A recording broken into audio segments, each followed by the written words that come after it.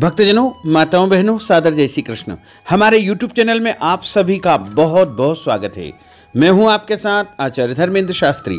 सबसे पहले आपको और आपके पूरे परिवार को चैत्री नवरात्रि 2023 की बहुत बहुत शुभकामनाएं एवं बधाइयां। माता रानी का भरपूर आशीर्वाद आप सभी के जीवन पर निरंतर बना रहे।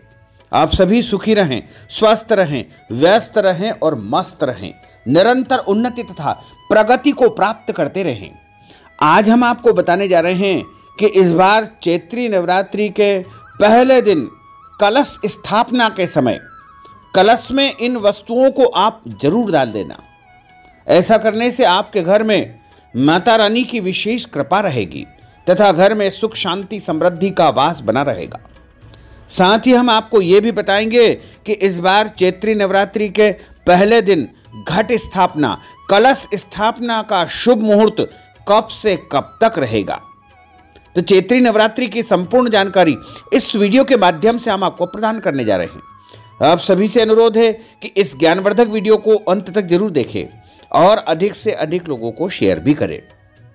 वैसे तो पूरे वर्ष में 4 नवरात्रि आती है, 2 गुप्त नवरात्रि होती है एवं 2 प्रगट नवरात्रि आती है।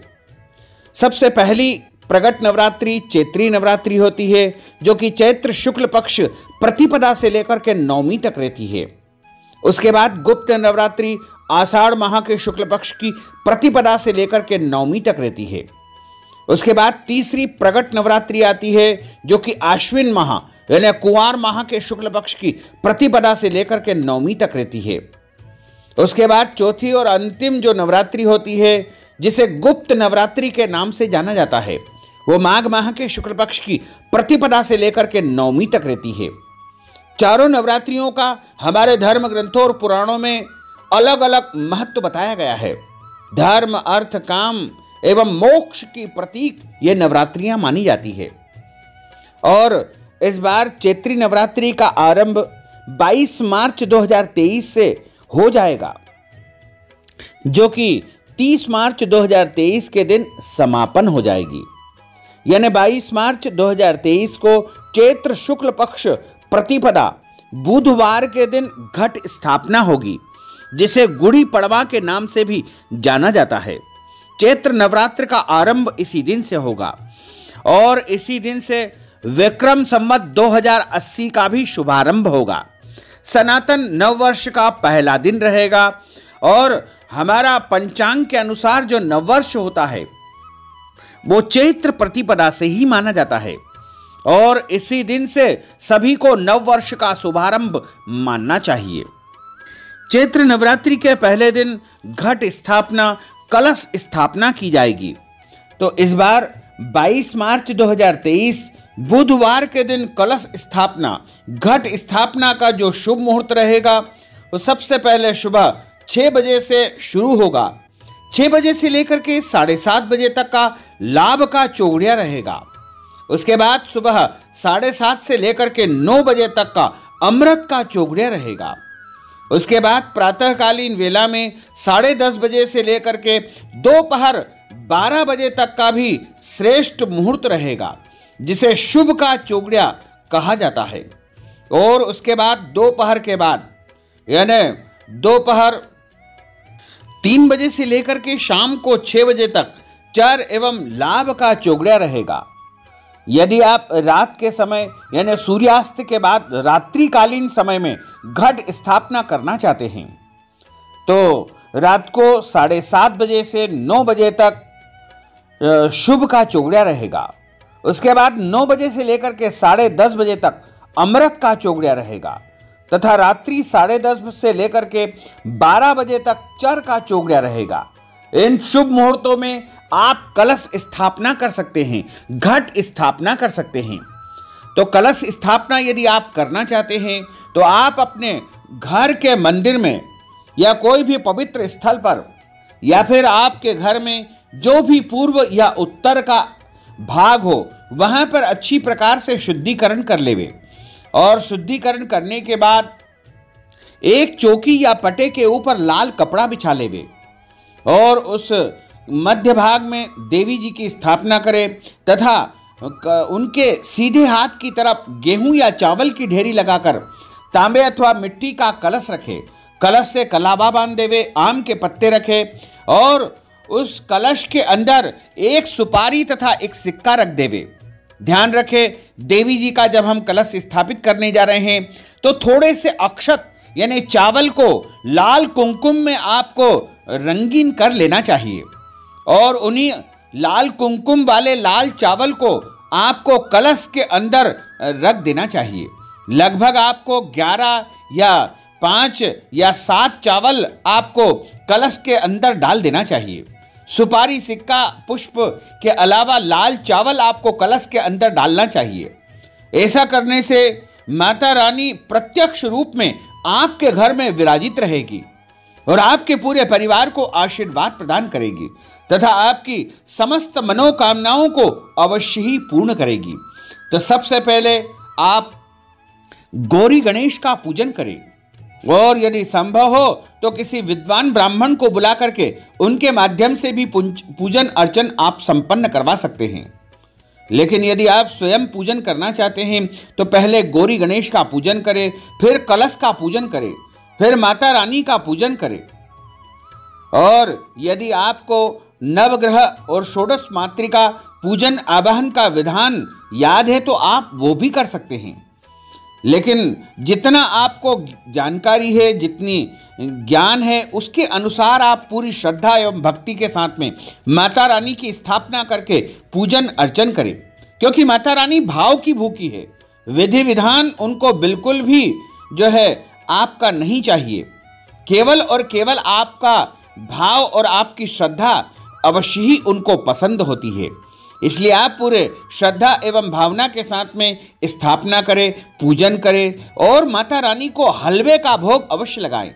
यदि आप पूरे 9 दिनों तक व्रत रखना चाहते हैं तो आप प्रतिदिन पूजन करके फलाहार करें और यदि आप एक समय का भोजन करना चाहते हैं तो आप दिन भर व्रत रखें, फलाहार करें और शाम को पूजन आरती के बाद शुद्ध और सात्विक भोजन करें।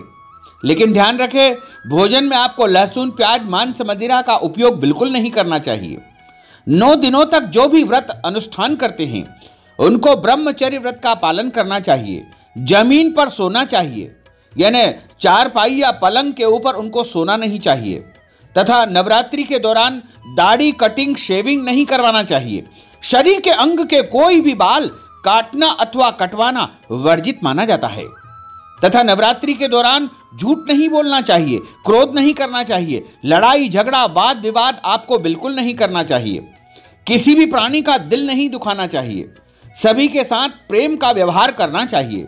यदि आपके घर पर याचक, भिखारी अथवा जरूरतमंद कोई व्यक्ति आता है तो उसको खाली हाथ नहीं लौटाना है, कुछ न कुछ दान पुण्य आपको अवश्य ही करना चाहिए।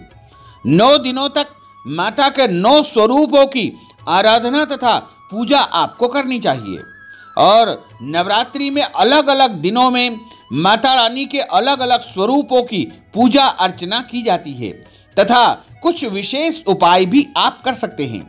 नवरात्रि में हनुमान चालीसा या सुंदरकांड का पाठ आप कर सकते हैं और भगवान हनुमान जी की यदि आप 7 परिक्रमा प्रतिदिन करेंगे तो आपके सारे कष्ट और संकट समाप्त हो जाएंगे।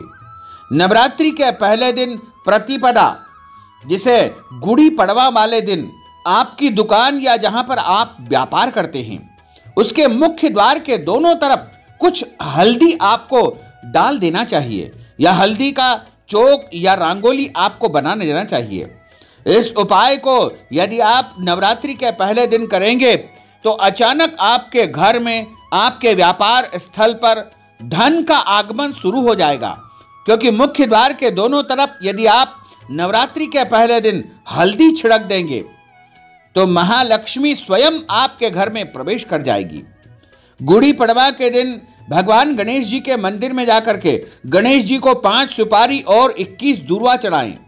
इस उपाय को करने से पूरे साल आपके घर में धन की कमी नहीं आएगी।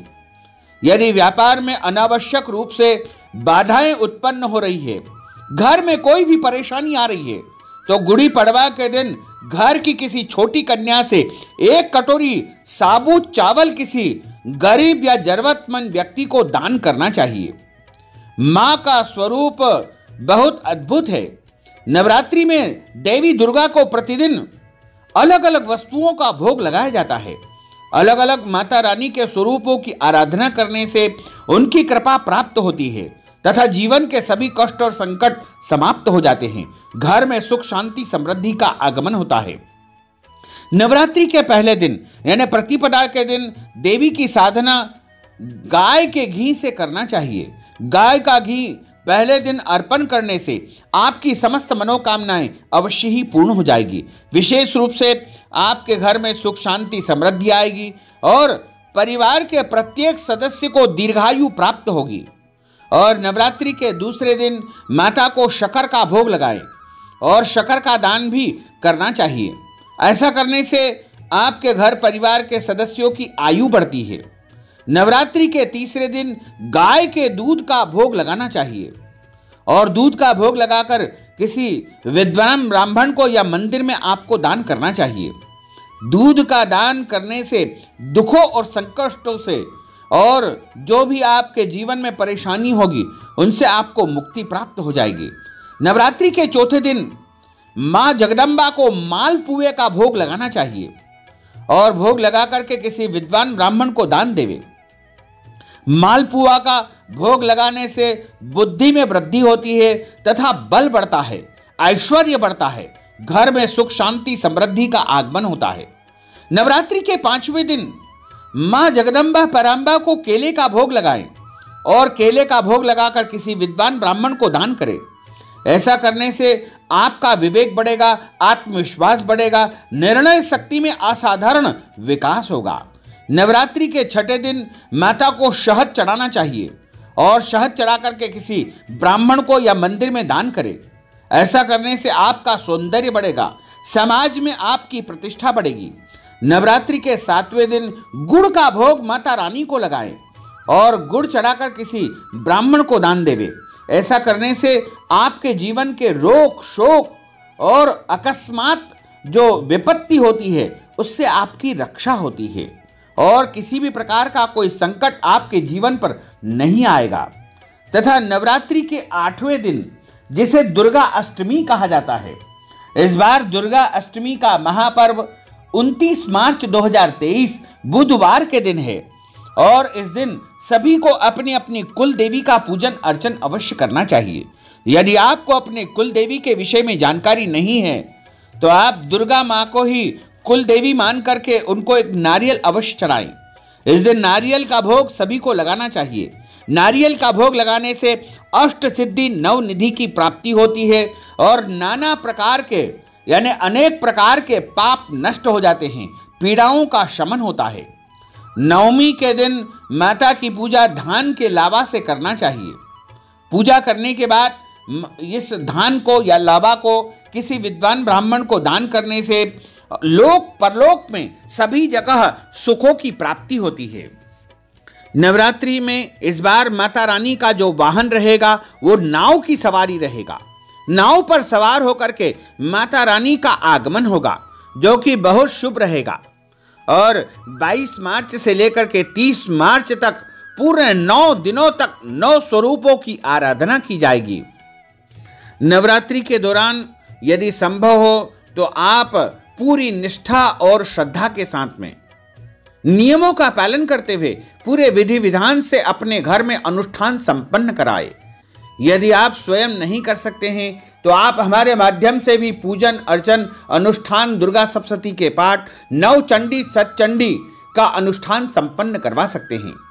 इस हेतु अपना नाम और गोत्र हमें भेज दीजिएगा और नगद राशि हमारे फोन पे, पेटीएम, गूगल पे या अकाउंट नंबर से भेज करके चैत्री नवरात्रि का संपूर्ण पुण्य लाभ आप प्राप्त कर सकते हैं। साथ ही आपसे अनुरोध है कि हमारे इस ज्ञानवर्धक वीडियो को अधिक से अधिक लोगों को शेयर करिएगा, लाइक करिएगा, कमेंट करिएगा और यदि अभी तक आपने सब्सक्राइब नहीं किया तो अभी और इसी समय सब्सक्राइब अवश्य कर लीजिए। आपको और आपके पूरे परिवार को सादर जय श्री कृष्ण, सादर धन्यवाद।